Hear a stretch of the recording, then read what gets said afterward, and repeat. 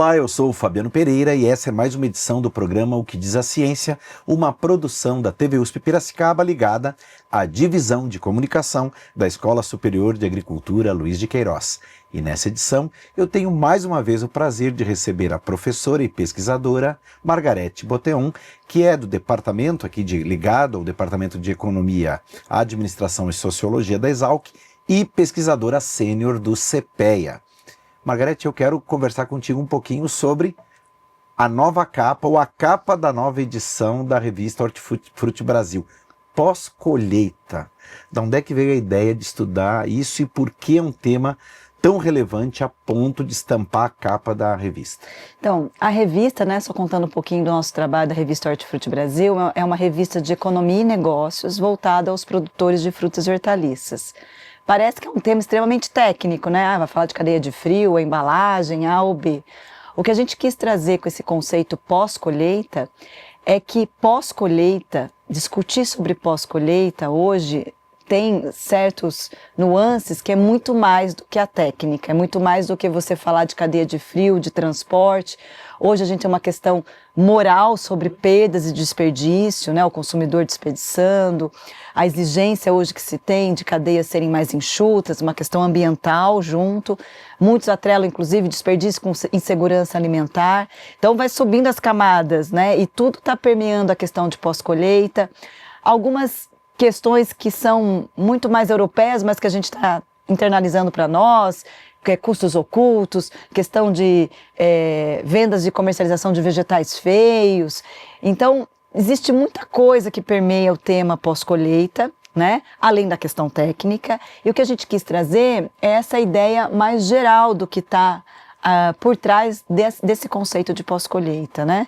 Que é claro que são técnicas para minimizar, preservar a qualidade desse produto, principalmente das cadeias de frutas e hortaliças que são frescas, né? Como eu mantenho esse frescor até o consumidor. Às vezes, nós que somos do interior de Piracicaba, a gente vai no sítio, a gente olha assim, nossa, que linda essa manga. E a gente vai no supermercado, essa manga tá horrível. O que faz a mesma manga que tá fresca no pé não ser a mesma que está lá no supermercado, que tá amassada, tá uma em cima do outro, né? Quem faz todo o trabalho, as técnicas, a gestão de que esse mesmo frescor do campo se mantenha ou se perca muito pouco até o consumidor é a pós-colheita. E aí tem muitas nuances para se discutir, a gente quis discutir um pouquinho de tudo. É muito interessante que nós conversávamos aqui um pouco antes de começar essa sessão de gravação e você me explicava, assim, de uma forma muito didática, inclusive, um pouco dessa diferença entre desperdício e perda, né? Como é que se dá isso e onde é que a gente consegue identificar a diferença entre isso? Tá. Perda e desperdício ficou mais conhecido como um trabalho da FAO, a década passada, onde ele trouxe esse tema da questão de perda e desperdício com uma questão de segurança alimentar e uma questão ambiental, né? Então, as cadeias, né, principalmente as cadeias de hortifrutis, frutas e hortaliças frescas perdiam muito, né, por uma série de fatores, e era importante ele fazer essa divisão entre que perda está muito atrelado a questão da ineficiência técnica, logística, má condicionamento, que faz você perder o produto ao longo da cadeia. Por exemplo, um tomate, a distribuição de tomate no Brasil de boa forma ainda não é refrigerada.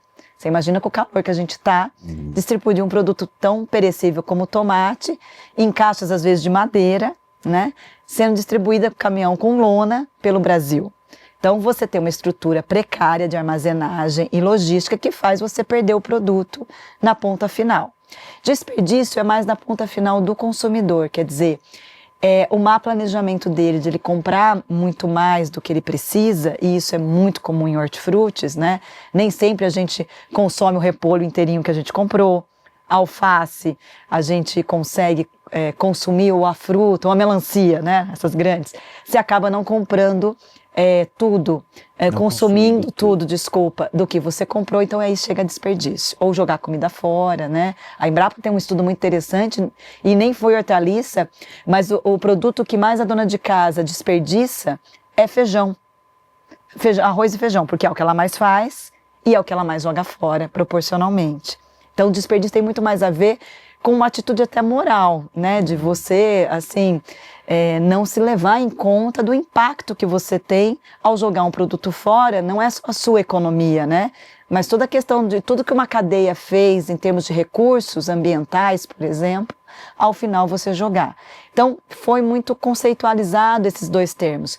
Mas no final é muito difícil na prática você de separar, né? Se você compra uma alface, o pé de alface, ele não está bonito, ou a parte de fora, as folhas não estão tão boas, não é que você, por uma questão moral, não vai consumi-las, né? Ou você não tem informação suficiente de saber que o brócolis, por exemplo, aquele de rama, você não tem que ficar só aproveitando a flor, e sim o talo que também tem, mas às vezes é falta de conhecimento. Informação. A própria folha da beterraba, jogar fora e só ficar com a beterraba. Também falta conhecimento, né? Então, atrelar desperdício com um juízo de valor, talvez faça sentido até um certo ponto. E que tudo não é um desperdício, na verdade, quando o consumidor joga fora. Perfeito. Você me comentava também que nós falamos muitas vezes de um mesmo dado, ou lidamos com o mesmo dado, mas e tratamos o assunto de uma mesma forma, apesar de culturas diferentes, né? A gente comentava, por exemplo, e você me exemplificou muito bem, sobre a questão do aspecto estético, vamos dizer assim, né, externo do alimento para o europeu e para o brasileiro, né, e o impacto que isso tem, inclusive, na intenção de compra, de consumo e assim por diante. Mas no final das contas, um estudo dessa natureza, quando lança um dado, ele acaba colocando tudo no mesmo saco. Né? Aquele número mágico de 30% de perdas em hortifrutis. A grande questão que a gente tem que falar é de onde saiu esse estudo. Como foi feito? Que cadeia que você estudou? Você estudou no estado de São Paulo? É uma coisa, que aqui já tem transporte de hortifrutis, uma parte refrigerado, supermercados já com CD de distribuição bem organizado, talvez não seja 30. Talvez o Brasil, em alguns lugares, seja 50, outros 10, outros 5. Isso foi uma realidade brasileira, não foi nenhum dado brasileiro. Então a gente tem que questionar muito, não sair replicando dados de perdas e desperdício. Não é que não é importante, não é que não é essencial pela lógica da eficiência da cadeia estudar as perdas, mas a gente tem que sair um pouco da questão de juízo de valor, que trata-se na verdade de uma má vontade do setor perder 30%, 40% ou mesmo consumidor. A gente tem que entender que pós-colheita ou técnicas de pós-colheita que podem minimizar perdas, técnicas de pós-colheita que pode manter o frescor, ele é complexo porque ele para dar certo, o consumidor ter aquela manga fresquinha como tem lá na origem, não depende só do produtor fazer tudo correto. É o produtor fazer tudo correto, a pessoa que vai transportar esse produto também fazer tudo correto, quem vai embalar isso em caixas, fazer tudo certinho. Então é uma soma que tem que dar tudo certo. Um erro na cadeia não vai dar certo lá na frente. Por isso que é um tema tão complexo e por isso que é tão difícil. E pensar no Brasil, que é um clima tropical, que a gente tem uma estrutura. O que eu gosto do relatório da FAO é muito mais do que esse clássico de perda e desperdício, ele dizer que a questão de perdas tem questões meso e macro, que não dependem do setor, que é uma questão tributária às vezes, é uma questão de estradas ineficientes, uma questão de poucos incentivos de uma cadeia de frio, por exemplo, de pesquisa e desenvolvimento de menor escala para atender uma refrigeração. Então você tem uma estrutura fora que às vezes não está auxiliando você a melhorar a questão de perdas. E depois tem uma questão micro, que é a cadeia. Mesmo dentro da cadeia, tem que combinar muito bem ao longo dessa cadeia para dar certo. Né? Você vê supermercados, às vezes, de luxo, que até chegar lá o produtor climatizado, a embalagem a mais cara possível, tudo bonito, essas redes de hortifruti de luxo. Chega lá no supermercado... A vitrine é um negócio de cinema. Aí vira a granel. O dono de casa vai lá e começa a palpar. Quer dizer, todo o trabalho, ou ele faz um em cima do outro o tomate. Todo o trabalho que a cadeia fez, ali não vai ficar. Ok, então é muito complexo, porque é uma visão sistêmica do problema. É claro, então a gente conclui que não vai ter perda zero e nem desperdício. O que a gente tem que ver é o que a gente pode fazer dentro dessa discussão que é uma discussão sistêmica, é uma discussão de responsabilidade compartilhada do produtor. Então, às vezes, coloca o produtor e às vezes nem é o produtor, porque a cadeia de comercialização, na verdade, que aumenta as perdas, da cadeia de comercialização, do varejo, das feiras e do consumidor. Você entende que é uma responsabilidade muito compartilhada? Então, é complexo.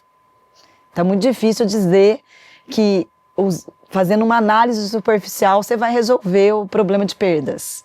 E mesmo né? dentro do universo do hortifruti, deve ter muita especificidade de cada produto, de cada região. Quer dizer, tem produto que respira mais, tem complexo.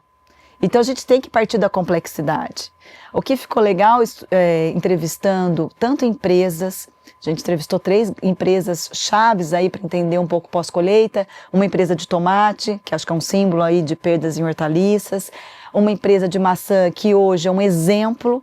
Maçã hoje, eu não sei se todo mundo sabe, mas maçã se colhe só 3 meses no ano no Brasil, né, de fevereiro a abril, e todo o restante é armazenado em cadeia de frio. Então estamos consumindo a maçã hoje, que está bonita no supermercado, a nacional, que foi colhida em março, num padrão muito bom.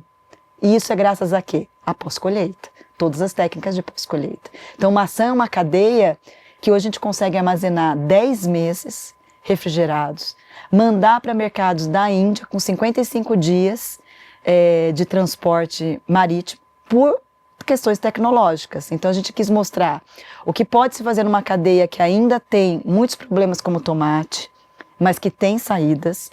A maçã, que de certa forma é uma cadeia que hoje eu entendo que é a mais organizada em termos de pós-colheita e tem aí colhido frutos disso.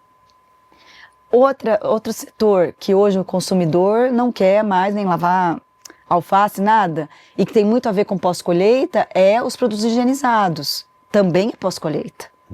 E aí sobe um pouco a régua de técnicas que você tem para comprar uma salada pré-pronta. Mas hoje é o grande valor. Entre o que faz um pé de alface hoje sair de R$1, às vezes até menos do que a situação que está no mercado, né? R$1 e se transformar em 15, 20 no supermercado, são técnicas de pós-colheita. Então, o que é legal nessa pesquisa é que tem muitas técnicas, tirando, acho que talvez essa ideia superficial de perda zero ou de juízo de valor, e que é uma complexidade, tem técnicas hoje muito bem sucedidas para preservar, para prolongar e agregar valor, como é os produtos higienizados.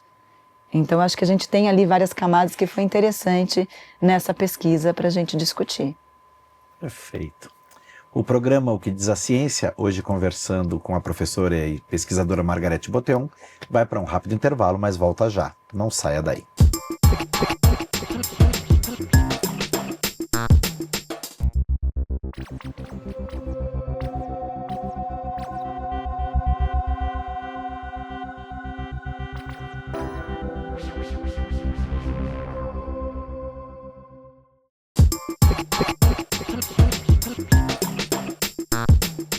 Estamos de volta com o programa O que diz a Ciência, hoje conversando com a professora e pesquisadora Margarete Boteon, do Departamento de Economia, Administração e Sociologia, aqui da Exalc, e pesquisadora do CPEA.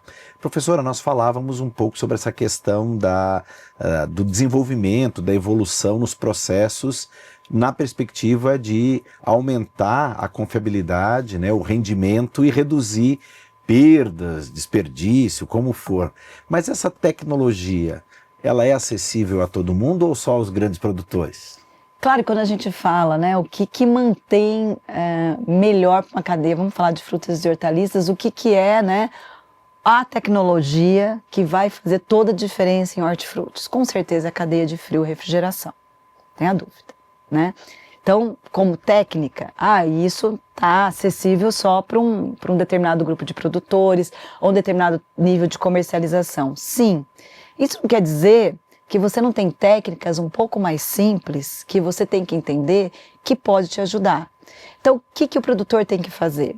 Ele tem que entender que a colheita vai perder mais se ele fizer numa temperatura errada.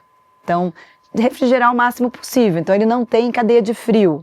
Mas se ele tem condição de escolher o horário que ele vai colher, ou se a hora que ele está tirando a colheita, tudo bem, não é o ideal, mas embaixo de que nem tomate, embaixo de uma árvore, entendeu? O que você tem que fazer é tentar a temperatura, o mais amena que for, né, ela mantém a conservação desse alimento, né, dessa fruta, dessa hortaliça.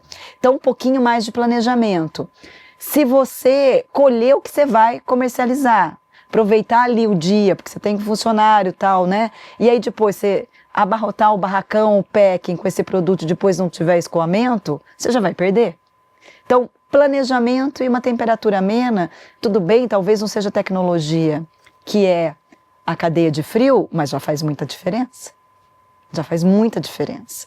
Embalagem, a gente fala muito mal da caixa de madeira, mas o condicionamento correto na caixa de madeira também ajuda. O problema é granel, né? Dependendo do produto, não dá para ser. Então, um pouco o que seria o ideal básico? Temperatura, o mais amena possível, o acondicionamento correto e, se possível, o mínimo de manuseio. Então, você imagina você fazer tudo tecnológico na fazenda, sai o caminhão, chega no supermercado, né? Os supermercados não têm uma estrutura muito boa, vira toda aquela caixa de batata, tomate a granel, faz um monte de camada para não ter tempo e não ter repositor lá porque fica muito caro, um monte de tomate.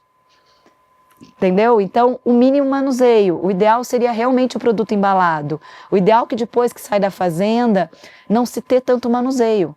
Então, evitar manuseio, que não é uma coisa difícil, tem muito mais a ver com gestão de processos do que a tecnologia em si. Agora, culturalmente, isso vai dar problema, porque só adora dar uma amassadinha vai na Europa, tomate.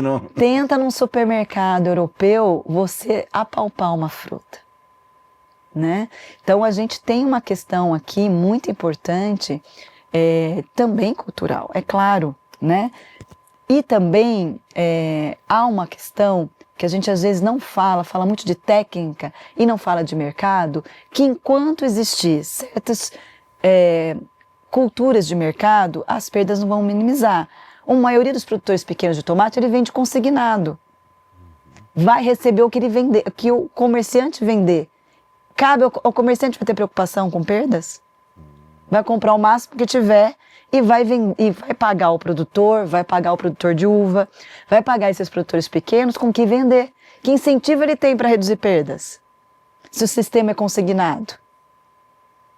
Se o supermercado ele desconta as perdas de quem entrega, qual é o incentivo do supermercado em manter uma estrutura? Manter repositor lá. Aí ele desconta de você o prejuízo das perdas, que é o comum para hortifruti, e não vai pagar repositor, que é caríssimo ter gente lá para estar toda hora repondo. Então tem certas práticas de mercado que não tem nada a ver com tecnologia. A gente precisaria estar muito mais, porque a gente poderia ter cadeia de frio e também ter perdas. Entendeu? E cadeia de frio, você fala assim, nossa, mas enquanto a alface estiver fora das geladeiras do supermercado, e é o que é, normalmente não está. Tem lógica a cadeia de frio? Eles guardam a uva, né? Às vezes na cadeia de frio ou produto, né?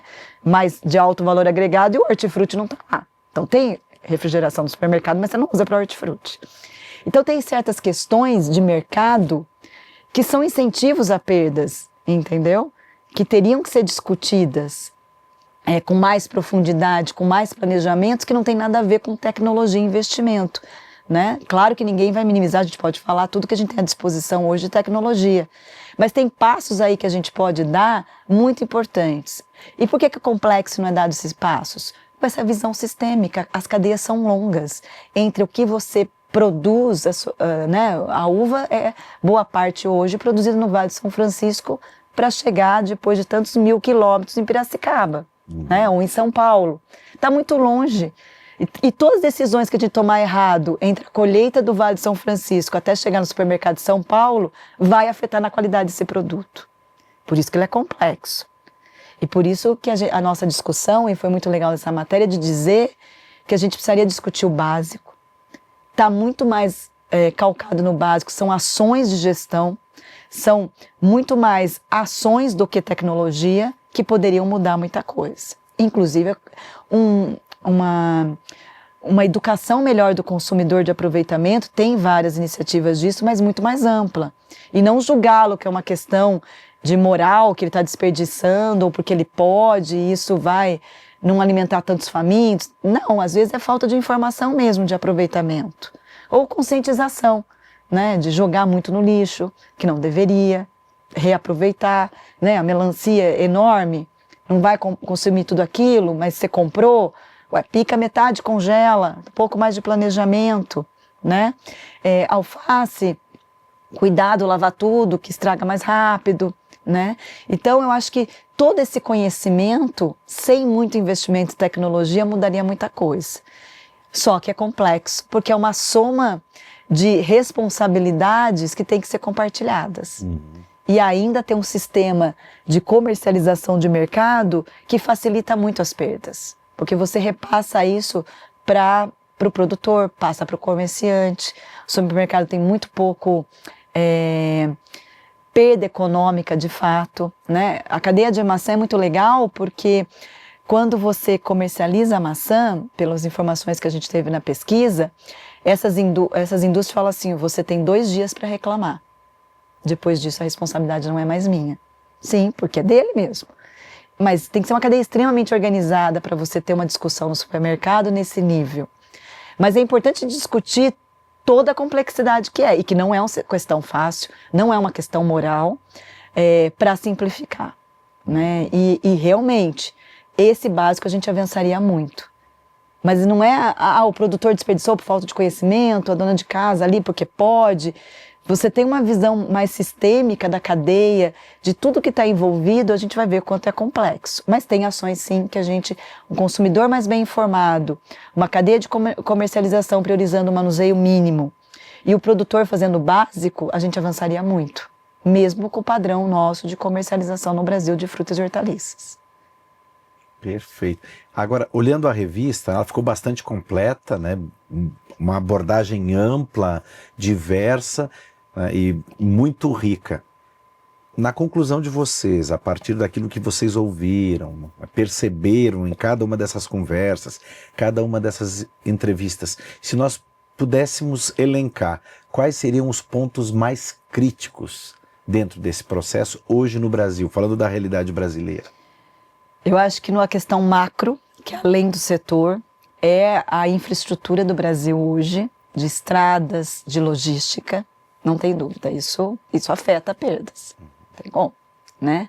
Uma estrutura de centrais de abastecimento extremamente precarizadas, CEAGESP, CEASAS, que não tem essa estrutura, né? É só fazer uma visita no CEASAS para a gente ver o nível de perdas que tem lá.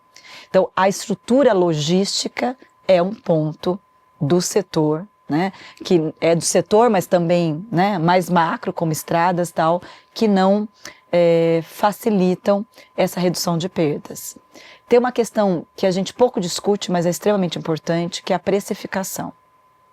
Enquanto a gente não tiver uma responsabilidade compartilhada, ou um sistema de precificação que você embute essas perdas na responsabilidade do que é aquela fase, olha, eu estou te entregando o produto, analisa a partir daqui a sua responsabilidade, né? Não venda consignada. Aliás, venda consignada é a coisa mais ultrapassada que tem, mas é a que mais existe no hortifruti, né? E aí, como é que você faz? Que incentivo você vai ter? Então, o sistema de precificação, que é uma questão mais meso, ela é muito importante. Outra, eu acho que é importante a questão, mesmo você não tendo a cadeia de frio, é tentar se planejar da forma de você, dos recursos que você tem, sempre ter a temperatura a mais amena possível. Alta temperatura estraga, tem jeito. E manuseio. Então não é só discutir embalagem, tem que ser embalagem de papelão, né, comestível e tal. Ok, mas se você tiver um mínimo de manuseio numa embalagem, num acondicionamento correto, talvez até de madeira, nesse sentido básico, faça sentido. A questão é manuseio mínimo e acondicionamento correto. E eu acho que um outro ponto que a gente precisa discutir é a educação do consumidor e talvez do varejo. O varejo conhece muito pouco, talvez, esse conhecimento de exposição correta. Ele olha mais o marketing. Então eu vou pôr na frente lá umas alfaces, tirar da geladeira, ou tirar até da embalagem que estaria dando o melhor condicionamento para mostrar, né, como tá boa. E aí você aumenta as perdas. Eu já fui em supermercado que eles ficam molhando a folha porque é bonito. Mas se você souber. Entendeu? Então, uma educação maior do varejo, de como tratar esse produto. Estou falando, claro, de frutas e hortaliças perecíveis. Então, ele saber acondicionar também muito bem. E eu acho que sim, avançar mais na conscientização do consumidor quanto às perdas e quanto impacta isso na insegurança alimentar, na questão ambiental, porque o pior, eu acho, em questão ambiental, é uma cadeia usar todos os recursos e eles não serem consumidos no final. Isso é o pior impacto ambiental. Então você consumiu água, né, usou o diesel do caminhão para transportar tudo e no final você não vai consumir o produto que toda essa cadeia teve um peso social e um peso ambiental e você não repercutiu em consumo, né? Então, sim, quanto à insegurança alimentar, de dizer, olha, tenho milhões de famintos e você desperdiçando, que é uma questão moral, também é uma questão que a gente tem que conversar. Também é importante, né? O Ceasas tem esses bancos de alimentos, né? Essa destinação, os próprios supermercados. Mas eu acho que a gente tem que só falar que insegurança alimentar tem muito mais a ver com renda, mas tem esse fator também, né? É uma questão também para se levar em conta. Então, eu acho que seriam esses 3 pontos. E cada um com a sua responsabilidade, compartilhada. Não é um único culpado, isso não existe. Como também não é uma tecnologia só, uma bala de prata, que muitas vezes colocam a refrigeração, que vai resolver tudo, que também não vai. Não é uma cadeia, né? Vamos punir o varejo. Né? Sim, se receber adequadamente, pode ser, ou vamos punir o produtor, né? Ou no Brasil tem que ser 100% cadeia refrigerada, você vai tirar metade da cadeia, porque não tem condições de chegar nesse padrão. Então eu acho que tem uma responsabilidade compartilhada, um papel de cada um que poderia avançar para uma redução de perdas e desperdícios, para evoluir, e a pós-colheita pode me ajudar muito com essas técnicas. Perfeito. Professora, para encerrar, quem quiser ter acesso a esse material, para ler esse rico conteúdo, como é que pode proceder ou deve proceder? Busque no site da HF Brasil, então se colocar HF Brasil, CPEA, ou HF Brasil pós-colheita, provavelmente imediatamente vai conseguir acessar nos mecanismos de busca, ou o site, né, www.hfbrasil.org.br. Perfeito. Professora Margarete, Eu que agradeço a oportunidade. Obrigado. Agradeço também a você que nos acompanhou em mais essa edição do programa O que diz a Ciência. Lembrando, claro, que a sua opinião é sempre muito bem-vinda. Use os nossos canais oficiais e contribua. Críticas, sugestões, comentários. Nós aguardamos a sua participação. Um grande abraço e até a próxima edição. Tchau!